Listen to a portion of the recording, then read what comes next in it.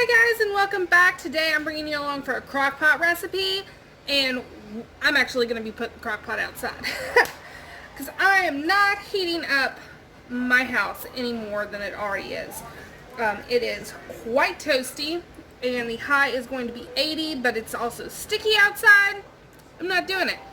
So I'm actually prepping a bunch of recipes and getting them done early in the morning or outside. So it's almost not even worth a video, but I want to do the video because I know there's at least one person out there that hasn't thought of this yet, and they're going to see the video and say, oh my gosh, brilliant, never thought of it. So it is pork barbecue in the crock pot. Yes, and it is as easy as it sounds. I do things slightly different. Most people use a pork butt or shoulder roast to do pork barbecue, which I've done, and honestly I'd rather roast it my savory way with thyme and garlic and fennel versus making it into a shredded pork barbecue because it is very fatty, where a pork loin is not. A pork loin is very lean. So the way I combat that so that I don't have a dry pork barbecue is a crock pot, super low and slow all day, and then I put the barbecue sauce in first. A lot of people, especially when you do the pork roasts, they roast it with a dry rub and then put the sauce on last, almost like a glaze or just to mix in after you shred everything. That is not how I do it. This is how I do it.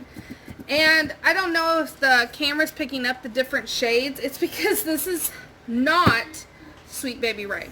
It had a little Sweet Baby Ray in it. It's like 5 different barbecue sauces because my mother-in-law cleaned out her fridge and gave me a whole bunch of like quarter full barbecue sauces. So I stuck them all in the big one, and now we're using them for this. So this was completely full, and it was 40 ounces.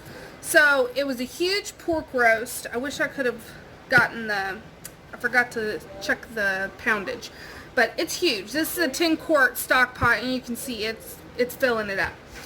So this is how I do it, and this is all that I do. This is it. So pork roast in the crock pot, and you can do it from frozen too. I have done it from frozen. It just takes longer. Then a whole bunch of barbecue sauce to make sure it stays nice and moist. We're going to put the lid on and let this go low and slow for 10 to 12 hours. The longer you do it, the better it's going to be. Just make sure it's on low. That way your barbecue sauce doesn't burn. Nothing burns, and everything just has a nice low heat. It's going to keep everything nice and juicy and moist and just absolutely wonderful. I promise you, it will be the best barbecue, crockpot barbecue you have ever tasted. So this has gone for about 10 hours outside, and I just started breaking it up with a fork just to see if it was fork tender yet, which it is. So all you want to do is continue breaking it up and shredding it so that all of it can get into this beautiful barbecue juice. It has the juice from the pork loin, but also all of that barbecue. And then we're going to let it go for another couple hours just until it's literally the most tender piece of meat you've ever tasted. Here you go. Does that not look like the juiciest barbecue you've ever had? Now, you can see when I first showed you the meat when it was done, we had all that liquid, and now none.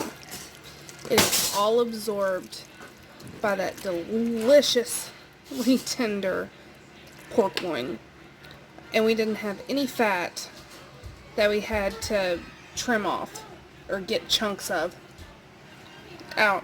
And oh, It's so good, guys. It is finger licking good, actually. You could add extra sauce at the end if you wanted, but it is totally unnecessary. And this will keep in your fridge. You can freeze this. I'm telling you, when pork loin goes on sale, this is one of the things you need to do with it. Yes, they make good steaks. Yes, they make good little roasts that you can put with apples and whatnot, but so right here is where it's at. So I hope you enjoyed this super quick video. I hope you try it for yourself. You will not be disappointed, and I will see you all next time. Thanks for watching.